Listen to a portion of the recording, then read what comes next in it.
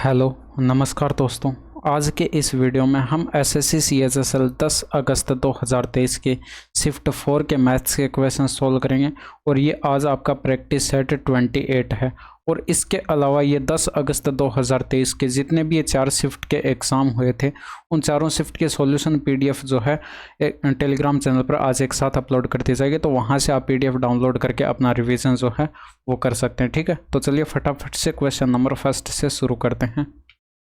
इसमें देखिए दो समरूप त्रिभुज अर्थात ट्राइंगल एल एम एन और ट्राइंगल पी क्यू आर समरूप दिए गए हैं, जिनके कोण और भुजा के माप इस प्रकार है। कोण एल बराबर 40 डिग्री, एन बराबर 80 डिग्री, एल एम बराबर 6 सेंटीमीटर, एल एन बराबर 8 सेंटीमीटर और पी क्यू बराबर 7.5 सेंटीमीटर है। कोण क्यू और भुजा पी आर का क्रम से मान ज्ञात कीजिए। तो यहाँ पर देखिए इसमें एल आपको दे रखा है, कितना दे रखा है 40 डिग्री, एन आपको दे रखा है, कितना दे रखा है 80 डिग्री। तो ये बीच में जो कोण बचा है यानी कि ये आपके पास कितना हो जाएगा, तीनों कोणों का योग 180 डिग्री होता है। तो यहाँ पर देखिए इनका सम कितना हो रहा है 120 डिग्री हो रहा है, तो बचा कितना 60 डिग्री, यानी कि 60 डिग्री ये एंगल एम रहा होगा।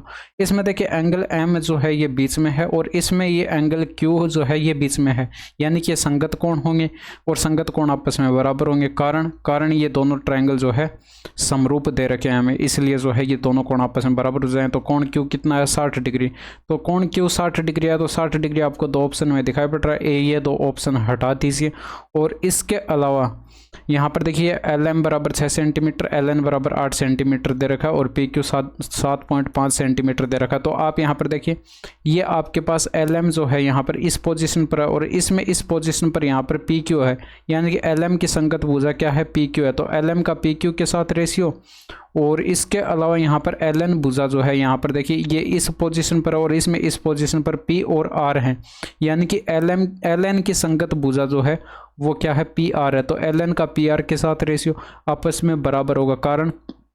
कारण यहाँ पर दो त्रिभुज जो समरूप होते हैं उनके संगत भुजाओं का अनुपात आपस में बराबर होता है।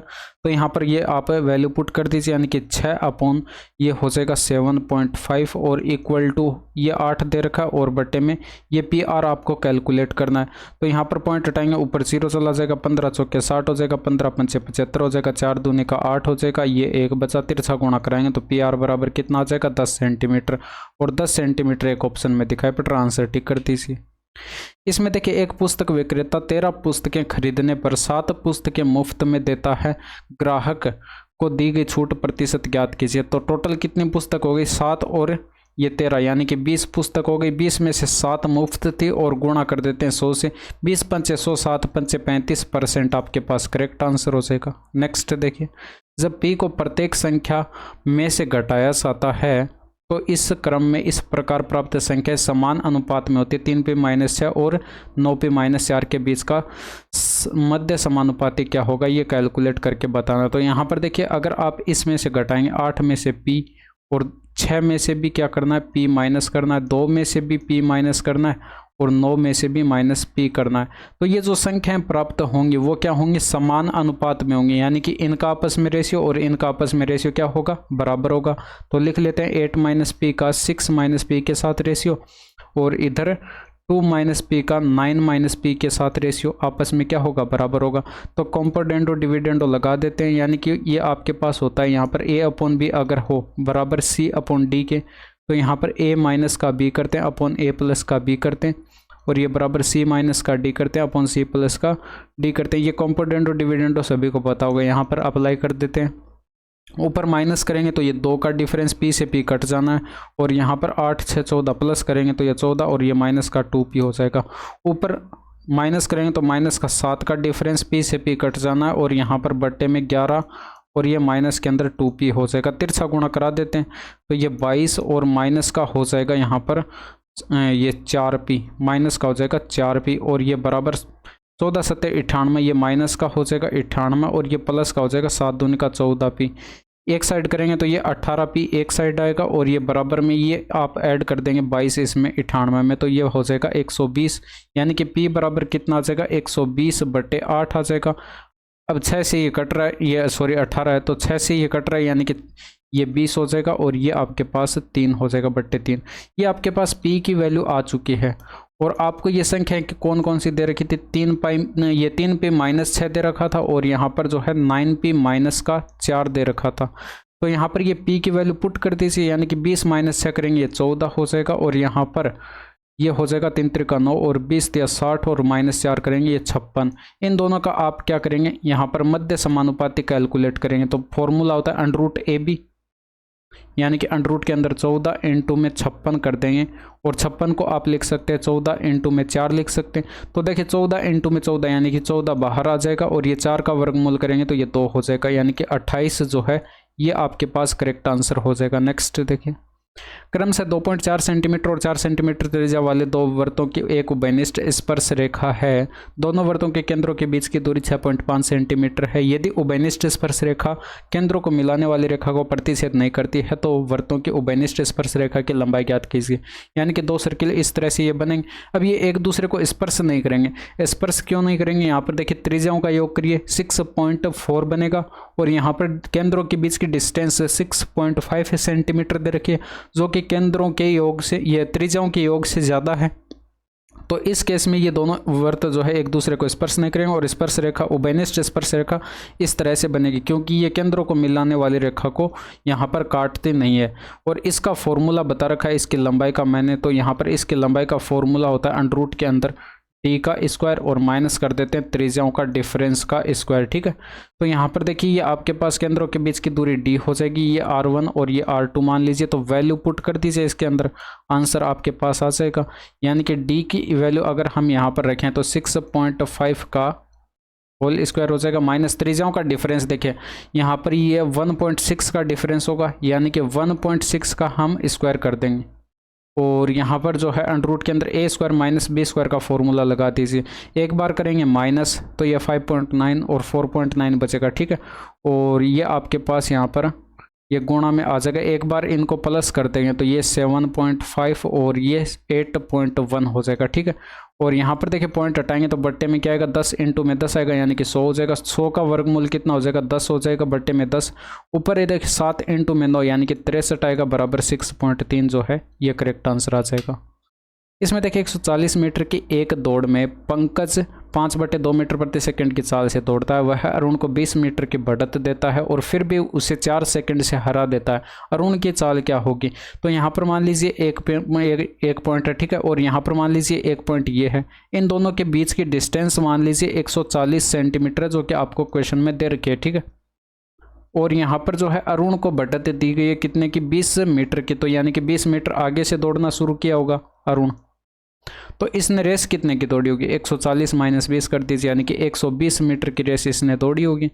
और इसके अलावा अगर आप यहाँ पर देखें तो ये पंकज यहाँ पर जो है अगर ये 140 मीटर की रेस कंप्लीट कर लेता तो इसके द्वारा लिया गया टाइम कितना हो जाएगा, 140 बटे स्पीड इसकी दे रखी 5/2, यानी कि 5/2 से इसमें भाग करेंगे तो ये हो जाएगा 5 दूनी 10, 5 अट्ठे 40 और ये 28 दूनी 56 सेकेंड हो जाएगा। ठीक है, तो आप गुणा भाग करके देख लेना, मैं ज़्यादा काट छाँट यहाँ पर करना नहीं चाहता। और इसके अलावा यहाँ पर ये अगर ये यहाँ से दौड़ना शुरू किया था, ठीक है, और यहाँ तक ये रेस कंप्लीट कर लेता तो इसके द्वारा लिया गया टाइम, यानी कि ए के द्वारा लिया गया टाइम क्या हो जाएगा, ए अगर यहाँ पर पहुँच जाता है तो ए द्वारा लिया गया टाइम कितना हो जाएगा भाई, यहाँ पर ये टाइम कितना हो जाएगा, ये देखिए 56 सेकंड ये ले रहा था पंकज। ठीक है, और ये 4 सेकंड से उसको हरा रहा था, यानी कि इसने 4 सेकंड ज़्यादा लिया होगा, तो 56 + 4 करेंगे ये बराबर 60 सेकंड इसका टाइम आ जाएगा। और इसके अलावा यहाँ पर इसकी स्पीड दी नहीं गई, ये स्पीड x मान लेते हैं इसकी, तो ये x स्पीड से ये 120 की डिस्टेंस कवर करेगा, तो 120/x कर देते हैं, यानी कि आपके पास टाइम आएगा, और टाइम यहाँ पर इसका 60 सेकंड है तो बराबर 60 के, तो यहाँ पर ये 2 बार कट जाएगा, तिरछा गुणा कराएंगे तो ये x बराबर कितना आ जाएगा, 2 मीटर प्रति सेकंड आ जाएगा। यानी कि अरुण की चाल जो है वो 2 मीटर प्रति सेकंड थी। नेक्स्ट देखिए, ये थोड़ा सा मतलब समझाने में कॉम्प्लिकेटेड लग रहा है, बाकी खुद से बनाएंगे तो इतना ज़्यादा टाइम नहीं लगता। यदि अलग अलग त्रिज्याओं के दो वृत्त बाह्य रूप से स्पर्श करते हैं तो दोनों वृत्तों पर अधिकतम कितने उभयनिष्ठ स्पर्श रेखाएं खींची जा सकती है, 3 स्पर्श रेखाएं खींचे जा सकते हैं। कैसे आप समझ सकते हैं, यहाँ पर ये मान लीजिए एक सर्किल है, ठीक है, और इसके अलावा एक सर्किल ये है, ये दोनों अलग अलग त्रिज्याओं के हैं और ये जब एक दूसरे को स्पर्श करते हैं तो उभयनिष्ठ स्पर्श रेखाओं की संख्याएं कितनी होगी। एक तो देखिए इस तरह से स्पर्श रेखा खींची जा सकती है इन दोनों के बीच में से, ठीक है, और एक स्पर्श रेखा इस तरह से ऊपर खींच सकते हैं और इसी तरह से एक स्पर्श रेखा यहाँ पर नीचे भी खींची जा सकती है। तो इस तरह से कुल मिलाकर जो है आप यहाँ पर कितने स्पर्श रेखाएं खींच सकते हैं, 3 स्पर्श रेखाएं खींच सकते हैं, ठीक है। नेक्स्ट देखिए, इसमें देखिए ए बी को 4860 में एक टेलीविज़न बेचता है जिससे उसे 19% की हानि होती है। बी इसे सी को उस मूल्य पर बेचता है जिससे ए को 17% का लाभ होता है। तो बी का लाभ जो है वो कैलकुलेट करके बताना है। अब यहाँ पर देखिए ए मान लीजिए यहाँ पर इसके पास जो है ये कॉस्ट प्राइस 100 था, ठीक है। इसने यहाँ पर बी को बेचा कितने में, यहाँ पर बी को नहीं बेचा, बी को टेलीविज़न बेचा, ठीक है। तो ये 4860 बी ने टेलीविज़न बेचा यहाँ पर इसको 4860 में, लेकिन यहाँ पर 19% का लॉस हो रहा था, यानी कि 19 कम में बेचा होगा, 81 यूनिट में बेचा होगा। बी ने सी को ये टेलीविज़न बेच दिया कितने में, यहाँ पर सी को बेच दिया भाई ए को 17% का लाभ होता है। तो यहाँ पर ये 100 इसका था यहाँ पर मूल्य, तो यहाँ पर जो है 117 हो जाएगा, ठीक है। 17% कैलकुलेट करके इसी में ऐड करेंगे तो 117 यूनिट हो जाएगा। और इसके अलावा यहाँ पर ये आपको दे रखा था बी ने इसने ए ने बी को टेलीविज़न कितने में बेचा, 4860 में बेचा। तो इसका मान आपको दे रखा है 4860। इसका देखिए कितना गुणा दे रखा है, 6 से गुणा करेंगे तो ये 486 होगा, यानी कि 1 0 और लगा दीजिए। तो 60 से गुणा कराएंगे तो ये आपके पास आ जाएगा, यानी कि 60 गुणा डेटा दे रखा है। तो आप बता सकते हैं यहाँ पर बी को प्रॉफिट कितने यूनिट का हुआ। यहाँ से अगर यहाँ तक देखें तो ये 6 और 30 यानी कि 36 यूनिट का प्रॉफिट हो रहा है। ये 36 यूनिट की वैल्यू बतानी है, तो ये भी 36 ना होकर 36 का 60 गुना हो जाएगी, यानी कि 6 छंग 36, 36 का 18 और ये 3 21, यानी कि 2160 आपके पास करेक्ट आंसर हो जाएगा। एक दुकानदार अपने माल को क्रय मूल्य से 90% अधिक पर अंकित करता है और अंकित मूल्य पर 40% की छूट देता है, उसका लाभ प्रतिशत क्या होगा। यहाँ पर सीपी मान लेते हैं 100 है और 90% अधिक अंकित करता है, यानी कि मार्क प्राइस कितना हो जाएगा, 190 हो जाएगा।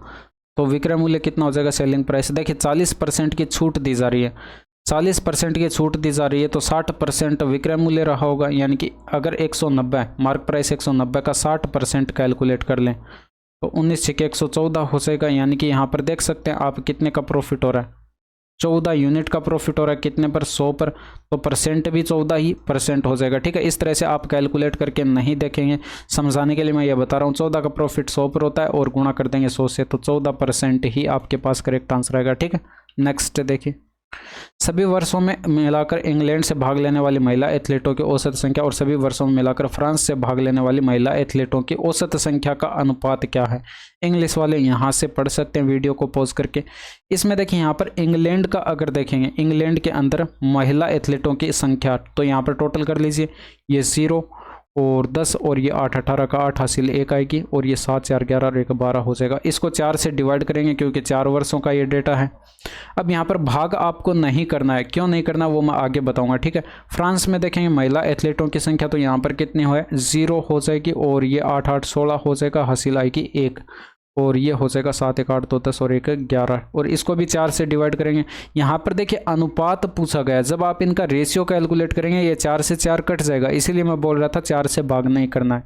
0 से 0 कट जाएगा, 4 3 का 12 हो जाएगा, 4 दूनी का 8 हो जाएगा, इधर 4 दूनी का 8 हो जाएगा और 9 के 36 हो जाएगा। करेक्ट आंसर ऑप्शन नंबर 3 आ जाएगा। नेक्स्ट देखिए, पी की धनराशि को 4 वर्षों के लिए एक निश्चित दर पर साधारण ब्याज पर रखा गया था। यदि इसे समान अवधि के लिए 6% अधिक पर दर पर रखा गया होता तो इस पर 600 ब्याज अधिक प्राप्त होता। तो पी का 2.5 गुना का मान क्या है, ये आपको कैलकुलेट करके बताना। देखिए यहाँ पर 6% अधिक पर रखा गया होता तो 4 वर्षों में 6% यानी कि 4 इंटू में 6% अधिक ब्याज मिलता, यानी कि 24% का अधिक ब्याज मिलता। और क्वेश्चन में इसका मान दे रखा है 600 रुपये का अधिक ब्याज मिलता, यानी कि 24% बराबर 600 है। तो कोई भी राशि अपने आप में 100% होती है, तो यहाँ पर 100% बराबर कैलकुलेट करेंगे तो ये कितनी हो जाएगी, ये इसका कितना गुना दे रखा है, यहाँ पर देखिए 24 पंचे 120 और 12 पंचे 60, यानी कि यहाँ पर ये 25 गुना दे रखा है आपको डेटा, ठीक है। तो ये भी आपके पास 100 ना होकर 100 का 25 गुना हो जाएगा, यानी कि 2500 जो है ये हो जाएगा।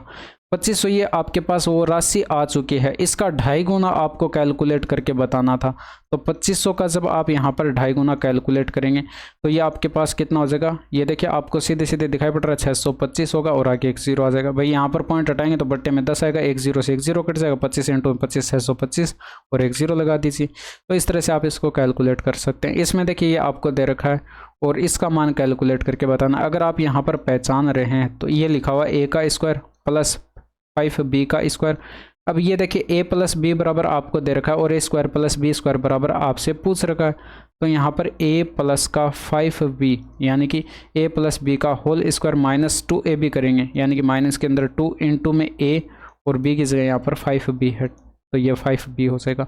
a इंटू में b, इसका मान आपको यहाँ पर 9 दे रखा है, यानी कि a इंटू में b का मान 9 और a प्लस का 5b बराबर 13 दे रखा है, तो 13 का स्क्वायर 169 और यहाँ पर करेंगे तो ये 5 दूनी का 10, ये 90 हो जाएगा और इसमें से माइनस करेंगे तो 79 करेक्ट आंसर। नेक्स्ट देखिए, इसमें देखिए ए बी सी न्यून कोण इस प्रकार हैं कि ये आपके पास टेन का मान, कोस का मान और साइन का मान ये दे रखा है, तो ए प्लस बी प्लस सी का मान कैलकुलेट करके बताना। एक चीज़ आप यहाँ पर देखिए, टेन का मान 1/√3 30 डिग्री पर होता है, यानी कि 30 डिग्री इसका मान हो जाएगा। कोस का मान 1/2 60 डिग्री पर होता है, तो इसका मान 60 डिग्री हो जाएगा। साइन का मान 1/√2 45 डिग्री पर होता है। अब देखिए, जिसने पहले इस टाइप का क्वेश्चन बना रखा होगा वो तो यहाँ पर डायरेक्ट आंसर टिक रहेगा 60 30 और ये आपके पास 45 यानी कि 135 डिग्री, इस तरह से वो सॉल्व कर देगा। बाकी समझने के लिए आप यहाँ पर समझ सकते हैं।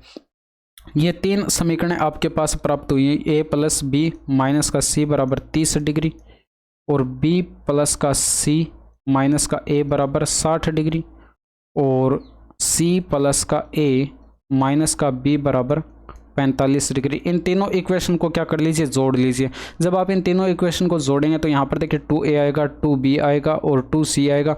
तो मैं 2 यहाँ पर कॉमन ले लेता हूँ, ब्रैकेट के अंदर a प्लस का b प्लस का c ये बचेगा। यहाँ पर देखिए माइनस का a माइनस का b माइनस का c इस तरह से आएगा, तो यहाँ पर माइनस का चिन्ह कॉमन ले लेते हैं, तो माइनस का a प्लस का b और प्लस का c और ये बराबर प्लस करेंगे इनको, तो ये 60 30 90 और 45 135 डिग्री हो जाएगा। और यहाँ पर देखिए इसमें से माइनस करेंगे तो a प्लस का b प्लस का c बचेगा और ये बराबर 135 डिग्री, यानी कि यही आपसे पूछा गया था, तो ऑप्शन नंबर 4 करेक्ट आंसर हो जाएगा।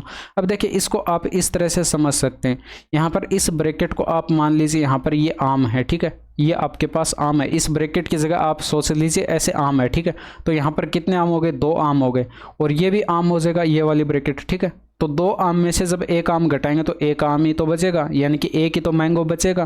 तो इस तरह से आप इसको समझ सकते हैं, ठीक है। नेक्स्ट देखिए, एक चुनाव में 2 उम्मीदवारों ए और बी ने भाग लिया। 80% मतदाताओं ने अपने मत डाले, जिनमें से 2% मत अवैध थे। ए को 9408 ये आपके पास यहाँ पर 9408 मत मिले, जो वैध मतों का 60% थे। कुल मतों की संख्या ज्ञात कीजिए। तो कुल मतों की संख्या आप x मान लीजिए। अब इसका 80% मतदाताओं ने जो है मत डाले, तो इसका 80% कैलकुलेट करेंगे तो ये होगा। अदरवाइज यहाँ पर देखिए क्या करिए, 80% के फ्रैक्शन वैल्यू कितनी होती है ये आपको पता होगी, यहाँ पर ये 4/5 हो जाएगी, ठीक है। तो ये 4/5 इसका कैलकुलेट कर लेंगे। और इसके अलावा यहाँ पर ये जो है 2% लोगों ने जो है ये 2% मत जो थे वो अवैध थे, तो इसका 98% मत जो है वैध थे, यानी कि आपके पास यहाँ पर ये वैलिड वोटों की संख्या आ जाएगी, ठीक है। ये वैलिड वोटों की संख्या है। अब यहाँ पर अगर आप इसका 60% कैलकुलेट करें तो ए के पास जितने मत थे वो आ जाएंगे, यानी कि अगर वैलिड वोटों का 60% कैलकुलेट करेंगे तो ये बराबर आ जाएंगे 9408 के। तो इसको सोल्व कर देते हैं, यानी कि यहाँ पर ये 0 से 1 0 ये कट जाएगा और ये 4 से कटेगा, ये 25 हो जाएगा। और इसके अलावा यहाँ पर ये 14 7 98 होता है और ये 14 से काटेंगे तो 14 6 84 हो जाएगा, 10 बचा और 14 7 98 हो जाएगा, 14 दूनी 28 हो जाएगा। 7 से ये फिर कट रहा है काटती से, यानी कि 9 7 63 हो जाएगा और 4 बचा, 7 6 42 हो जाएगा, 7 6 42 यानी कि 96 हो जाएगा। और ये 6 भी था या ऊपर, तो ये 16 6 96 हो जाएगा, यानी कि ऊपर आपके पास यहाँ पर बराबर में जो है 16 आएगा, ठीक है। यहाँ पर ऊपर 1 बचा, ये x बचा, ठीक है। x बटे यहाँ पर ये आपके पास कितना हो जाएगा, 25 इंटू में 5 यानी कि 125 और ये आपके पास 0 आ जाएगा, ये 10 भी था, ठीक है। और ये बराबर में 16, तो x बराबर कितना हो जाएगा, ये 1250 इंटू में 16 करेंगे तो ये बराबर हो जाएगा 16 5 80 का 0 हासिल आएगी 8, 16 दूनी 32 8 40 हासिल 4 16 और 4 20 और एक 0 आगे आ जाएगा, यानी कि 20,000 कुल मतों की संख्या थी। 504 प्रति किलोग्राम और 540 प्रति किलोग्राम मूल्य के चावल को तीसरी किस्म के चावल के साथ इस अनुपात में मिलाया जाता है। यदि इस मिश्रण का मूल्य 612 प्रति किलोग्राम है तो तीसरी किस्म के चावल का मूल्य ज्ञात कीजिए। तो आप कैलकुलेट कर सकते हैं। यहाँ पर देखिए ये 1 यूनिट पहली किस्म के चावल 504 मूल्य था, यानी कि 1 गुणा 504 करेंगे। दूसरी किस्म के चावल 1 यूनिट यानी कि 540 मूल्य था, तो 1 गुणा 540 करेंगे, इनको प्लस करते जाइए, ठीक है। तीसरी किस्म के चावल यहाँ पर ये आपको दे नहीं रखा इसका मूल्य, तो x मान लीजिए, यानी कि यहाँ पर x इंटू में कर देंगे, ये 2 यूनिट थे तो यहाँ पर 2 हो जाएगा, ये प्लस कर देंगे और ये बराबर टोटल मिश्रण देखिए कितने का हो रहा है, कितने यूनिट का हो रहा है। मिलाने के बाद यहाँ पर देखिए 2, 1 3 और 1 4, यानी कि टोटल 4 यूनिट हुआ और यहाँ पर मिश्रण का मूल्य 612 दे रखा है, तो 4 इंटू में 612 के ये बराबर हो जाएगा। इसको सोल्व कर दीजिए, यहाँ से x बराबर आपके पास आ जाएगा, यानी कि यहाँ से 2x बराबर कितना आ जाएगा, ये 4 दूनी का 8 हो जाएगा, 4 एकम 4, 6 चौके 24 और ये माइनस, ये 1044 बनेगा, यानी कि 1044 इसमें से माइनस कर देंगे तो ये 4 बचा, ये 0 बचेगा और यहाँ पर ये 4 बचा, ये 1 बचेगा।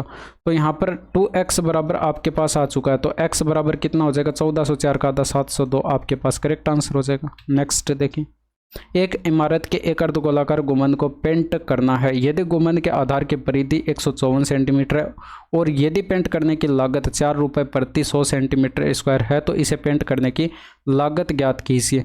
तो आप कैलकुलेट कर सकते हैं गुंबद का, अगर आप यहाँ पर क्षेत्रफल कैलकुलेट करें, गुंबद यहाँ पर ये अर्धगोलाकार है, ठीक है, तो ऊपर से कुछ इस तरह से होगा और पेंट ऊपर के पृष्ठ पर होगा, तो इसका क्षेत्रफल का फॉर्मूला क्या हो जाएगा, 2 पाई r स्क्वायर हो जाएगा। और यहाँ पर ये परिधि आपको दे रखी थी, परिधि कितने दे रखी थी, 154, इसका फॉर्मूला हो जाएगा 2 पाई यानी कि 22/7 इंटू में r और ये बराबर 154 दे रखा था, तो 22 7 154 हो जाएगा। ये r बराबर कितना आ जाएगा, 49/2 आ जाएगा। r बराबर 49/2, तो इसका मान कितना हो जाएगा, 2 इंटू में 22/7 इंटू में 49/2 और फिर इंटू में 49/2। ये आपके पास क्षेत्रफल आ चुका है, लेकिन क्वेश्चन में बोला गया यहाँ पर 100 सेंटीमीटर स्क्वायर को पेंट करने में 4 रुपये का खर्चा आता है, तो 1 सेंटीमीटर स्क्वायर को पेंट करने में कितने का खर्चा आ जाएगा, 4/100, यानी कि इसको हम 4/100 से गुणा कर देंगे, तो ये 2 से ये 2 कैंसिल और 2 से ये 11 बार कैंसिल और ये 7 से ये 7 बार कैंसिल हो जाएगा। अब देखिए यहाँ पर ये बट्टे में काटिए मत इसको, ये 100 को, ठीक है। यहाँ पर देखिए आपके पास ऊपर यूनिट डिजिट देखिए कितना आ जाएगा, 9 चौके 36 में 6, 7 6 42 में 2 यूनिट डिजिट और 2 को 1 से गुणा कराएंगे तो यूनिट डिजिट आपके पास 2 आएगा। बट्टे में 100 होने के कारण यहाँ पर देखिए इकाई का अंक तो आपके पास 2 रहेगा और इससे पहले 1 अंक रहा होगा और उसके बाद यहाँ पर दशमलव आएगा, क्योंकि बट्टे में 100 था। तो ऐसा कुछ आपको ऑप्शन नंबर 3 में दिखाई पड़ रहा है, तो इस तरह से आप इसको आंसर टिक कर सकते हैं। नेक्स्ट देखिए, निम्नलिखित व्यंजक का मान कैलकुलेट करके आपको बताना है। तो यहाँ पर अगर आप डायरेक्ट देख पा रहे हैं तो ये देखिए 1/sec5 होगा, यानी कि यहाँ पर अलग अलग डिवाइड कर देंगे तो 1/sec5 यानी कि बराबर कितना हो जाएगा, ये देखिए cos5, 1/sec5 को cos5 लिख सकते हैं और ये sec5 के बट्टे में अगर आप sec5 लिखेंगे तो ये कट जाएगा और 1 आ जाएगा। इसको मैं आगे लिख लेता हूँ, यानी कि 1 + cos5 ये आ जाएगा इस ब्रैकेट के अंदर, ठीक है। और यहाँ पर इनटू में आपको दे रखा 1 - का cos5, ये देखिए a + b a - b बन चुका है, यानी कि a² - b² लिख सकते हैं, तो 1 का स्क्वायर 1 और -b का स्क्वायर यानी कि cos5 का स्क्वायर cos² 5 हो जाएगा। 1 - cos² 5 को sin² 5 लिख सकते हैं, तो ऑप्शन नंबर 2 करेक्ट आंसर हो जाएगा। इसमें देखिए ये संख्या में x का मान ज्ञात कीजिए यदि संख्या 6 से विभाज्य है लेकिन 5 से विभाज्य नहीं है। अब देखिए 5 से विभाज्य नहीं है, यानी कि इकाई का अंक 0 और 5 नहीं हो सकता और 0 और 5 ऑप्शन में है भी नहीं, तो यहाँ पर इससे हमें कोई मतलब नहीं है। 6 से विभाज्य यानी कि 2 और 3 से विभाज्य होगी वो संख्या 6 से भी विभाज्य होगी। तो यहाँ पर देखिए 2 से अगर विभाज्य है तो इकाई का अंक सम संख्या होनी चाहिए, तो ये पहला ऑप्शन तो खत्म हो जाएगा, विषम संख्या यहाँ पर हो नहीं सकती। अब 3 का डिविजिबिलिटी चेक करते हैं, तो यहाँ पर ये 3 कट जाएगा, 6 कट जाएगा, 4 2 6 कट जाएगा, बचा क्या x।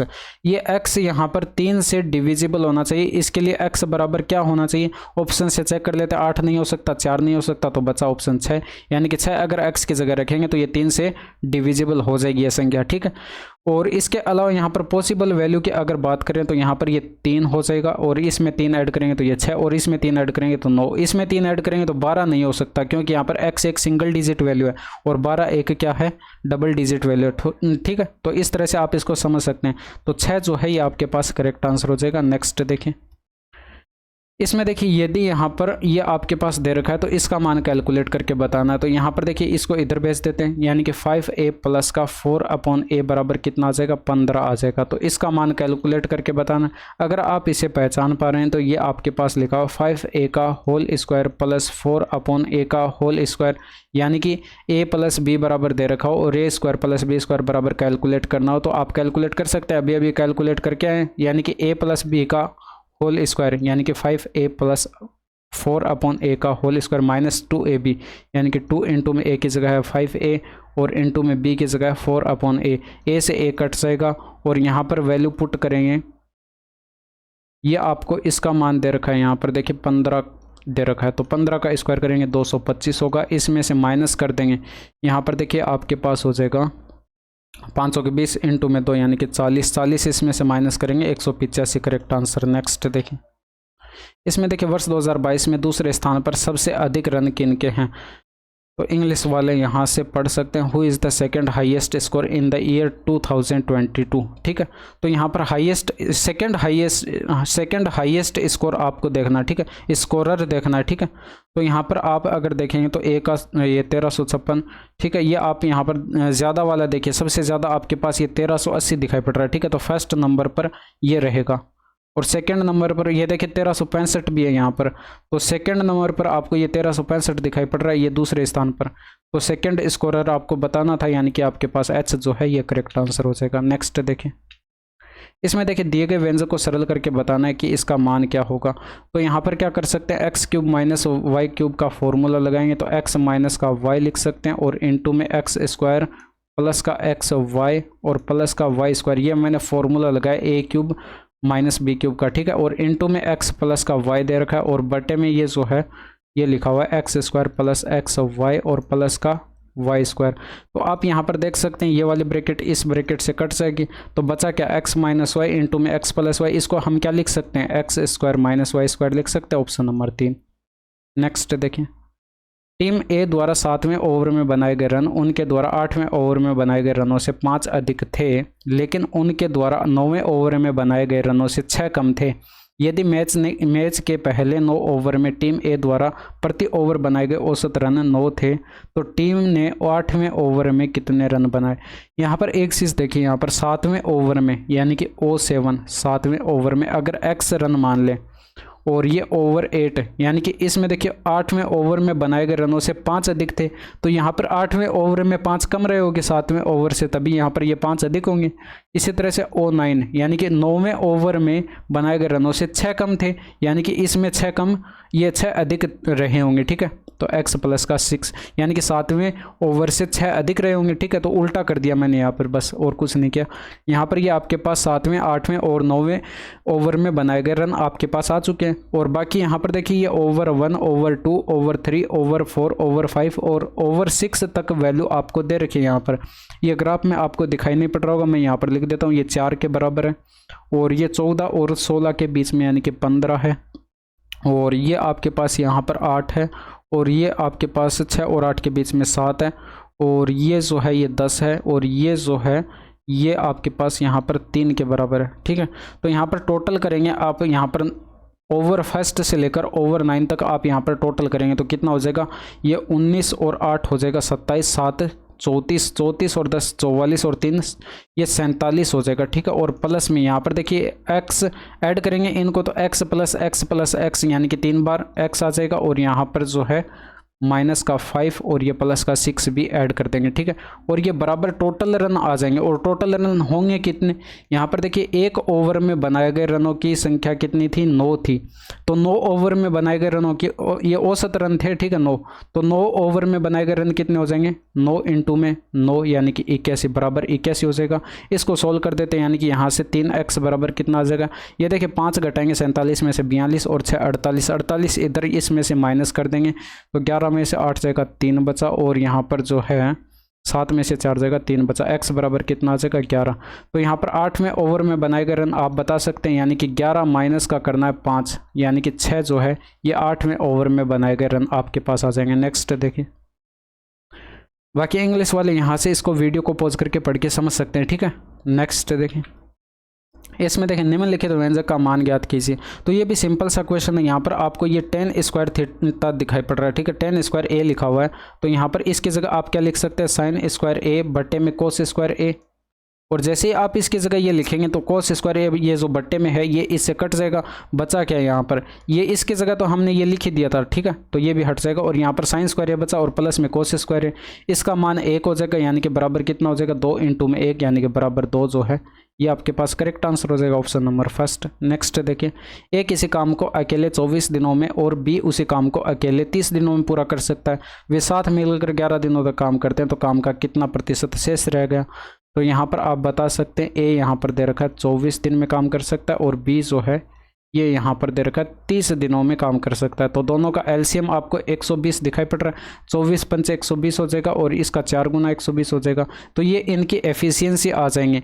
अब ये साथ मिलकर काम करते हैं तो 4 और ये 5 की एफिशिएंसी से साथ मिलकर काम करेंगे, यानी कि 5 + का 4 इतने की एफिशिएंसी से 11 दिनों तक काम करेंगे, तो ये काम कितना कंप्लीट कर लेंगे। ये आपके पास 120 यूनिट ये टोटल वर्क है, ठीक है, और ये जो हो चुका है काम वो आपके पास कितना आ जाएगा, ये हो जाएगा 9, 11 9 99, ठीक है, ये आपके पास 99 यूनिट का काम हो चुका है। तो शेष काम कितना बचा है, 120 में से ये 99 घटा देंगे, 120 में से ये 99 घटा देंगे और यहाँ पर परसेंटेज में कैलकुलेट करना है तो 120 टोटल काम था और गुणा में 100 भी कर देंगे। तो ऊपर डिफरेंस देखिए 21 का और बट्टे में आपके पास ये 0 से ये 0 कट जाएगा, ये 210 हो जाएगा और बट्टे में 12, तो 12 का भाग इसमें लगाएंगे तो ये देखिए 12 एकम 12 हो जाएगा, 9 बचा और उतारेंगे 0 90 और इसमें 12 7 84 हो जाएगा, यानी कि 12 7 84, 7 बार जैसे भाग जाएगा और 17 आपको एक ऑप्शन में दिखाई पड़ रहा है, तो 17.5% जो है ये करेक्ट आंसर हो जाएगा। नेक्स्ट देखिए, इसमें देखिए यहाँ पर ये आपके पास हो जाएगा कितने समय में इतने की राशि जो है इतनी हो जाएगी यदि वह 12.5% वार्षिक दर से संयोजित की जाती है। तो एक चीज़ आपको यहाँ पर पता होगी कि 12.5% की फ्रैक्शन वैल्यू होती है 1/8, यानी कि 8 पर 1 यूनिट का ब्याज मिला होगा, तो 8 की धनराशि थी ये 9 हो चुकी होगी, ठीक है। ये आपके पास प्रिंसिपल था बट्टे में और ये ऊपर अमाउंट मैंने लिखा है, ये प्रिंसिपल और अमाउंट का रेशियो आपके पास आ चुका है और यहाँ पर ये प्रिंसिपल ये है और ये अमाउंट ये वाला है, ठीक है। यहाँ पर अगर आप रेशियो देखें, ये मान लीजिए यहाँ पर ये टी टाइम लगता है तो ये पावर में टी करते हैं, इसी तरह से हम कंपाउंड इंटरेस्ट कैलकुलेट करते हैं, ठीक है, ये पावर में टी हो जाएगा और ये बराबर यहाँ पर देखिए प्रिंसिपल और अमाउंट का रेशियो कितना हो जाएगा, ये देखिए यहाँ पर ये 3 0 से तो ये 3 0 कट जाएंगे, यानी कि यहाँ पर अमाउंट ऊपर रखना है तो ये 405 हो जाएगा और बट्टे में ये 320 हो जाएगा, तो 5 से काटेंगे तो ये 5 × 40, 5 एकम 5, ये आपके पास 5 × 30, 500 के 20 हो जाएगा। इसको क्या लिख सकते हैं, 9/8 का स्क्वायर लिख सकते हैं, 9/8 का स्क्वायर। तो एक चीज़ आप देख सकते हैं यहाँ पर 9/8 की पावर टी और ये बराबर हमारे पास 9/8 की पावर 2 आया है। तो यहाँ पर कंपेयर करा लीजिए, आपके पास यहाँ पर टी की जगह यहाँ पर कितना दिखाई पड़ रहा है, 2 दिखाई पड़ रहा है, तो टी बराबर कितना हो जाएगा 2, यानी कि टाइम जो है वो 2 वर्ष का लगेगा। नेक्स्ट देखिए, इसमें देखिए एक त्रिभुज ABC में ये आपको दे रखा है और इसमें एंगल AB और C की डिग्री में माप आपको कैलकुलेट करके बतानी। तो इसमें क्या करते हैं, रेशियो बना लेते हैं, यानी कि एंगल A का एंगल B के साथ रेशियो और एंगल C के साथ रेशियो, यानी कि ये इस तरह से हम रेशियो बना लेते हैं। यहाँ पर देखिए ये एंगल A बराबर कितना होगा, C के पदों में कैलकुलेट कर लेते हैं तीनों को, ठीक है। तो यहाँ पर एंगल A बराबर अगर हम ये रखेंगे, यानी कि 8 इधर बट्टे में आ जाएगा, तो इसको हम लिख सकते हैं 3/8 एंगल C, ठीक है।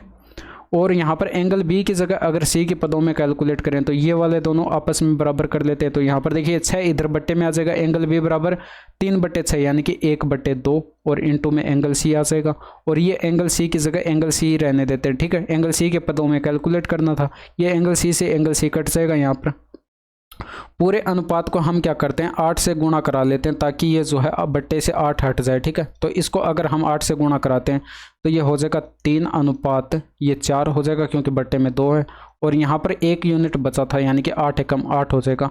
ये आपके पास रेशियो आ चुका है तीनों एंगल का। ये रेशियो आपको कहाँ पर दिखाई पड़ रहा है भाई, यहाँ पर देखिए 12 8 96, 12 4 48, 12 3 36, या नहीं होगा 12 3 36, 12 4 48 हो गया, नहीं, ये आपके पास 12 3 36, 12 8 96 हो जाएगा, ठीक है, तो ये नहीं होगा। और 12 3 36, 12 4 48 और 12 8 96, यानी कि 3 4 और ये 8, ये आपके पास रेशियो यहाँ पर दिखाई पड़ रहा है, तो आंसर टिक कर दीजिए, आगे बढ़ जाइए। यहाँ पर भी ये रेशियो नहीं है, ठीक है, तो 12 4 48 ये पहली बार 4 दे रखा है, तो ये भी आपके पास नहीं होगा। नेक्स्ट देखिए, ठीक है, तो ये आपके पूरे 25 के 25 क्वेश्चन कंप्लीट हो गए। तो यहाँ तक की वीडियो कैसी लगी कमेंट करके ज़रूर बताइएगा। That's all for today, thank you, धन्यवाद, बाय बाय, टेक केयर।